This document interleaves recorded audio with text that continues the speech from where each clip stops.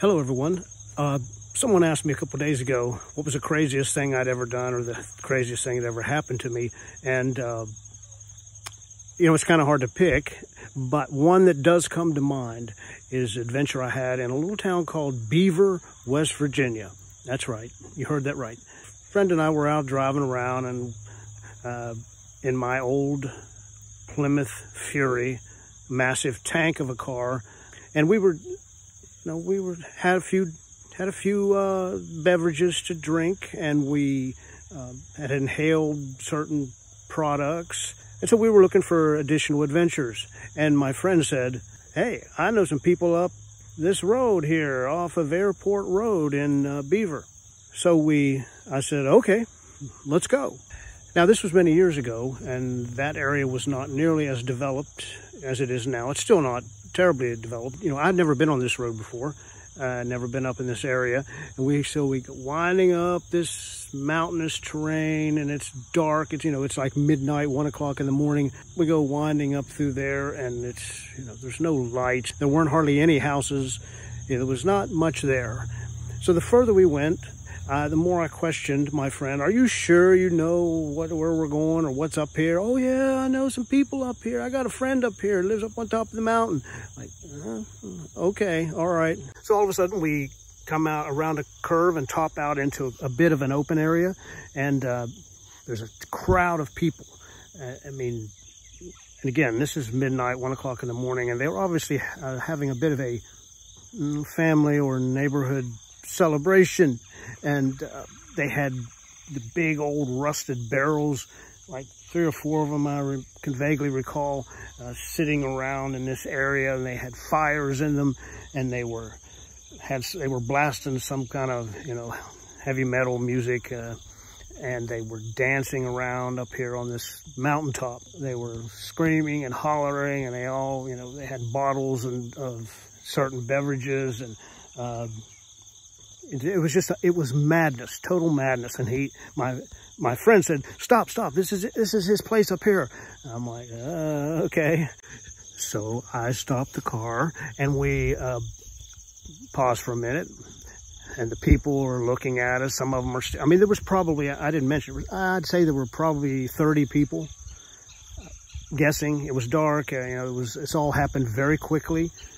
I stopped the car, and I sat there and looked, watched the scene folding out in front of me for just a minute or so. And my friend, he's getting out of the car over on the passenger side and starting to go around the car. Well, these people started moving towards the car because they don't know who we are or what we're doing, what's happening.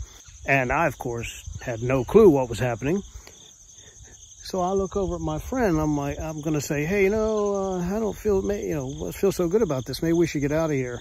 And before anything else could happen, there was a flash of a figure came running across from the darkness and took my friend down. And I turned back to see that the crowd was upon me.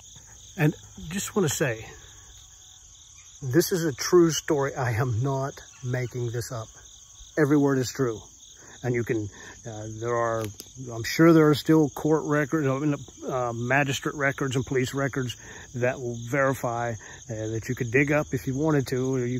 I'm not going to say the name of my friend because I'm not sure. I didn't know him all that well. I say my friend, we palled around a little bit. It was a long time ago. I was just a teenager. Gosh, how old was I? I guess I was 16, 17. So in that moment, they were upon me, and it was insane. It went crazy. They were reaching through the open window, the driver's side there. They were trying to pull me out. They were trying to get the door open, and I was, holding the door, trying my best. And there was 3 of them crowded there at the door, trying to pull it open, and they were reaching through. They even kicked up through the window, kicking me in the head, punching me in the head. There was just no warning whatsoever. They were just, there was just screaming and yelling and madness, and then they were on me. And, I was trying to put the car in drive and take off, and they were reaching in and pulling pulling the gear shift up and punching me and kicking me, and they were opening the door, and I remember them kicking me, and my glasses flew off somewhere.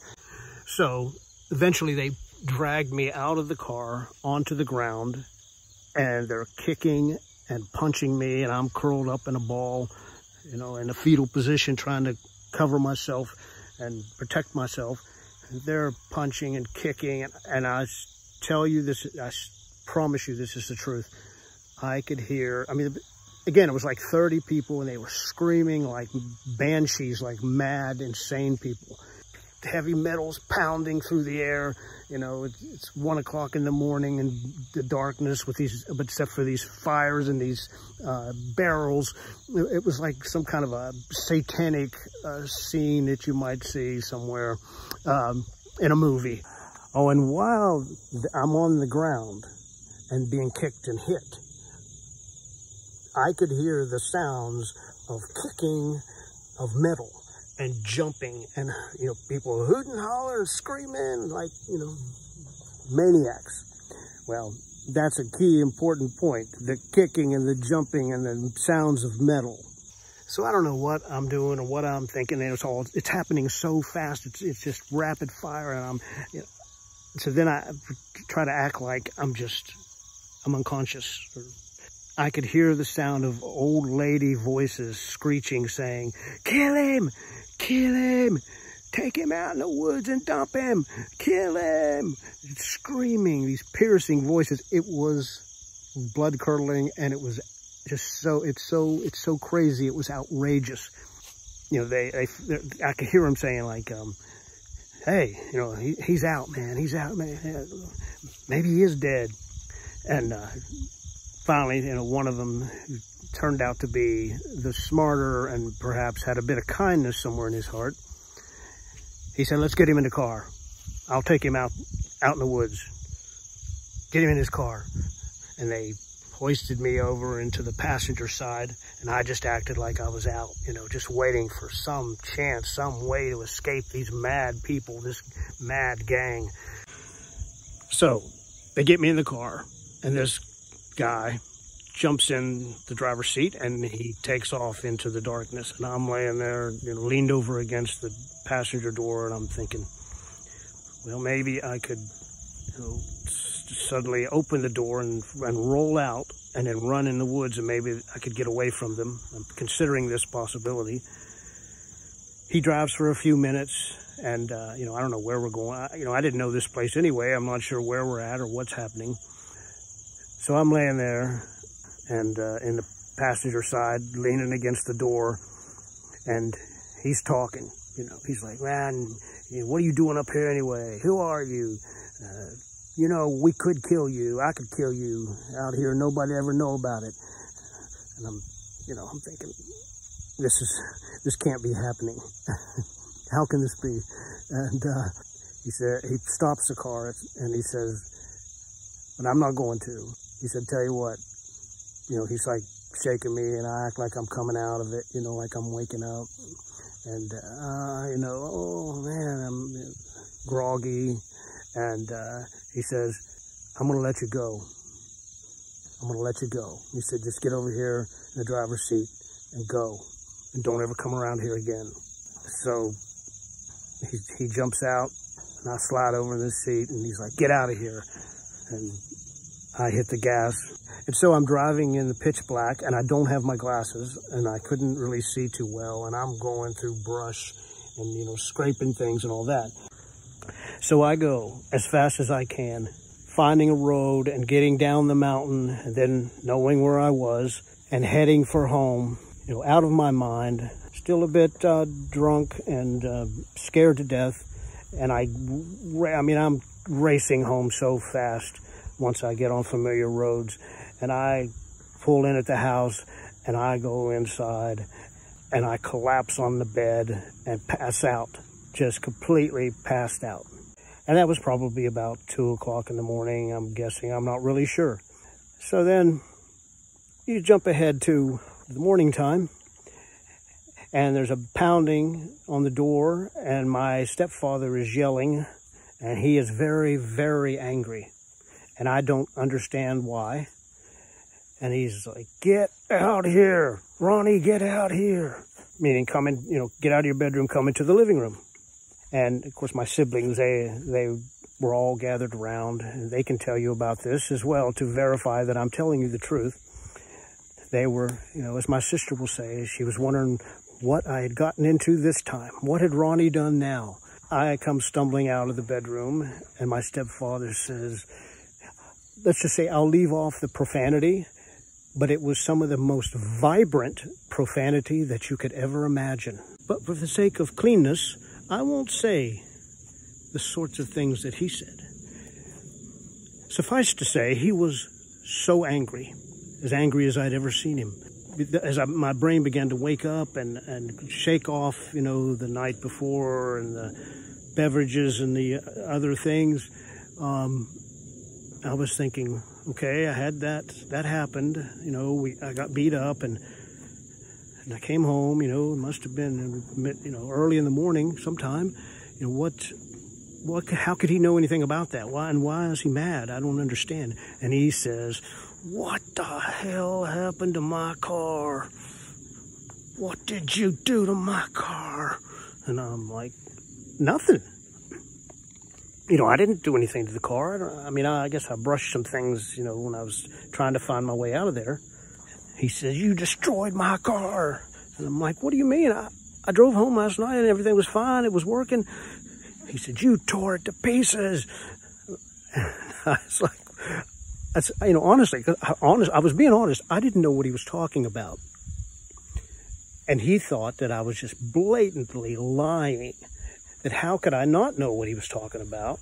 And I'm thinking, I don't know what you're talking about. And he says, "What happened last night? What did you do?" And I said, "Me and a buddy, we were just running around and, we got kind of in a scrape." And, he's like, "How did you destroy my car?" And I said, "We didn't do anything to your car."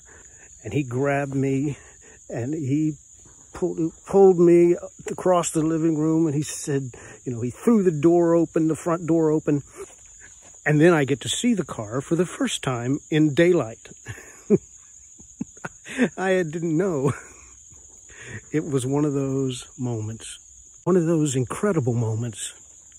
The car, well, for one thing, it had footprints all over it, on the hood, on the roof, on the hood, on the back, on the sides. They had laid on the ground and with their feet up, kicking it. They had jumped on it. The hood was caved in. The roof was caved in. The antenna had been torn off. Inside, they had cut things up and tore it up and, broke the signal light off. Just whatever little things you could break in a car was all broken. The seats tore up. But the outside, it was so bad that it was hilarious. The footprints, the muddy footprints of mud all over the car where people had walked on it, jumped on it, smashed it, kicked it. It was unbelievable. And I had no idea of any of that because I just hit the gas, drove through the darkness, found our house, parked and ran inside and collapsed. So I had no idea what he was talking about. And I recall that that had been a Saturday night. And so it was early Sunday morning when all this was unfolding now. And my stepfather wanted to know who my friend was and where he lived. Because I hadn't even thought any more about my friend. I know that sounds awful, but, I was a dumb teenager. I was drunk and just, scared to death and happy to have gotten home. And I guess once I thought about it, I just assumed my friend had found his way home too. I don't know.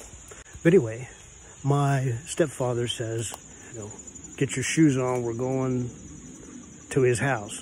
So we go to his house early on a Sunday morning, and my dad goes up there, takes me up there, again, pulling me, We go to the door of these people, and he's pounding on the door, and they come to the door, and they're like, "What? What's going on?" And my dad says, "Your son so-and-so?" And, "Yes." Why? What's wrong? What's he done? Him and my boy were out last night and they got in some trouble. We're gonna get something taken. We're gonna get this taken care of. So they understood. My buddy was a lot like me. That is, always seemed to be getting in a lot of trouble, having a lot of dangerous adventures and so forth. The ending of this story is that we found out from my buddy who these people were, who his friend was. His friend, several of them were, these were teenagers, and then others were adults. It was a mixture of these people, these 30 people that attacked us. My dad called his magistrate friend and police officer friend and got the ball rolling immediately, had them brought in, and we had a little hearing. So we went to the magistrate's office. And again, I'm leaving out the names, although I remember. God bless us, one and all. I'm not judging anyone, or I'm just recounting to my friends and followers an adventurous, crazy story, a crazy night that we had long ago. I can clearly remember sitting in that magistrate's office, and they put up, folding chairs there. There was these 4 guys. The police knew these guys, as it turned out, because they'd had other scrapes with the law. So there was these 4 guys, and there was the magistrate, and there was my dad and me. And I can't remember. My brain's foggy on that. I can't remember if there were other people in the room or not. I think there might have been a couple of cops, and maybe some more of that family of that guy. Those guys, I'm not sure. So they kind of wrapped it up pretty quick, as I recall. And that is, they had me talk and tell what happened, and then they had the guys. I really don't remember exactly what they said. They mumbled some responses, and maybe what did we think we were doing coming up there by their house or something. Anyway, the magistrate said, like I said, these guys had already been in trouble numerous times, and I remember that he ordered him telling them, you're going to be required to pay for all the damage to the car. You're going to have to pay for all the repairs. And they wanted to know, was I hurt? Did I have to go to the doctor, the hospital, or whatever? Was there going to be any of that sort of thing? And my dad was like, he's not hurt, but I want the car fixed. I want this taken care of, and I want them, they should be punished in some way.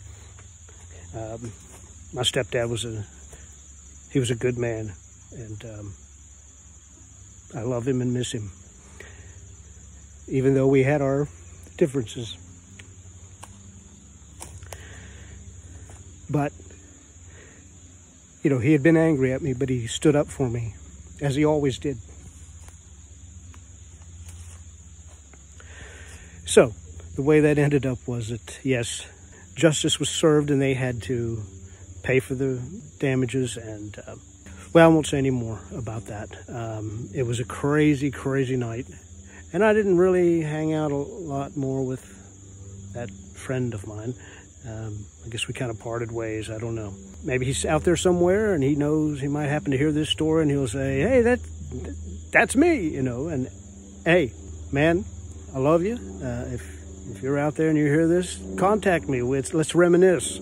All right, so thank you for listening to this long, crazy story. And I hope you have a great day enjoying the beauty of God's creation and this beautiful, wonderful day. Love you. Bye.